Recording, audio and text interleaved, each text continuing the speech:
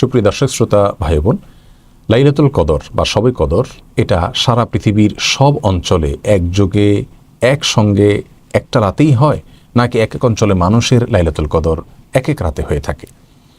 এ বিষয়ে আমরা অনেককেই প্রশ্ন করতে দেখেছি। মূলত রমজানের শেষ দশকের বেজোড় রাতগুলোতে লাইলাতুল কদর হওয়ার সম্ভাবনা বেশি থাকে, আর শেষ দশকের যে কোনো রাতেও লাইলাতুল কদর হতে পারে, এটি বিভিন্ন হাদিস থেকে আমরা বুঝতে পারি। এর মধ্য থেকে 23, 27, 21 এই সমস্ত রাতের কথা যে সমস্ত বর্ণনা পাওয়া যায়, সেগুলো দ্বারা ওই রাতেই প্রতি বছর নির্দিষ্ট করে লাইলাতুল কদর হয়ে থাকে এরকম চূড়ান্ত কোনো কিছু বোঝা যায় না। যার কারণে রাসূল করিম সাল্লাল্লাহু আলাইহি ওয়াসাল্লাম রমজানের শেষ দশকের প্রতিটি রাতে ইবাদতবন্দি করতেন এবং আমাদেরকেও সেজন্য তিনি উৎসাহ দিয়েছেন যাতে করে আমরা লাইলাতুল কদর পেতে পারি। এখন কথা হলো, সারা পৃথিবীতে একযোগে একটা রাতেই লাইলাতুল কদর হয় কিনা? এর উত্তর হলো হ্যাঁ। বেশিরভাগ বা প্রায় সকল স্কলারদের মত এরকমই যে সারা পৃথিবীতে একটি রাতেই লাইলাতুল কদর হয়ে থাকে এবং সে রাতটি নির্দিষ্ট। এই রাতেই সারা পৃথিবীতে লাইলাতুল কদর হবে। হ্যাঁ, সে রাতের গমন এবং আগমন সেটা কোনো অঞ্চলের অঞ্চলভেদে সেটা আগে এবং পরে হতে পারে।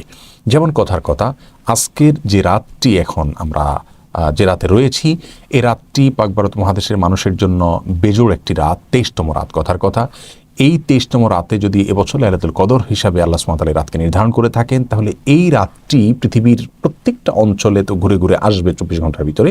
এই রাতটি যে অঞ্চলে যখন আসবে, সেটা আমাদের রাত শেষ হওয়ার কয়েক ঘন্টা পরে শুরু হোক অন্য কোনো অঞ্চলে, অথবা আমাদের রাত শুরু হওয়ার আগে কোনো অঞ্চলে শেষ হয়ে গেছে, এই রাতটি 24 ঘন্টার ভিতরে যে অঞ্চলে যখনই থাকবে তখনই লাইলাতুল কদর হবে। এবং ফেরেশতাদের আগমনের কথা বলা হয়েছে, যখন যেখানে রাত হবে সেখানে ফেরেশতাদের আগমন এর বিষয়টি ঘটবে।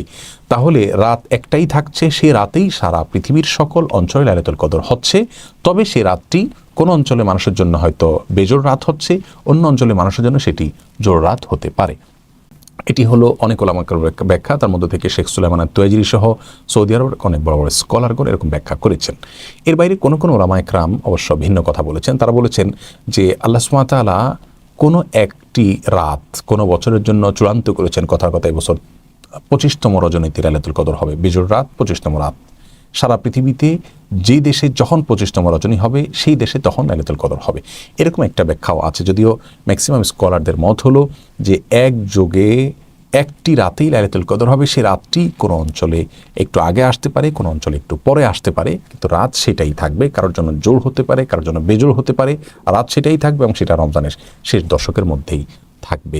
প্রিয় দর্শক, তাহলে আমরা পৃথিবীর যে প্রান্তেই বসবাস করি না কেন, আমাদের জন্য সবচেয়ে গুরুত্বপূর্ণ বিষয় হলো রমাদানের শেষ দশকের প্রতিটি রাতে ইবাদত বন্দেগী করা, বেজোড় রাতগুলোতে বেশি করে করার চেষ্টা করা। এর মধ্যে থেকে কোন রাতে লাইলাতুল কদর হবে আমরা কেউই জানি না। অতএব এক এক অঞ্চলে এক এক রাতে হচ্ছে নাকি একই রাতে হচ্ছে, এই বিষয়ে জানা আমাদের জন্য যতটা গুরুত্বপূর্ণ, এর চাইতে অনেক বেশি গুরুত্বপূর্ণ হলো আমি যেখানে অবস্থান করছি সেখানে রমজানের শেষ দশকের প্রতিটা রাতে ইবাদত বন্দেগী করার চেষ্টা করা। আল্লাহ তাআলা আমাদের সকলকে লাইলাতুল কদর ইবাদত বন্দেগী করার তৌফিক দান করুন এবং লাইলাতুল কদরের ইবাদতের ফজিলত আমাদের প্রত্যেককে আহরণ করার তৌফিক নসিব করুন।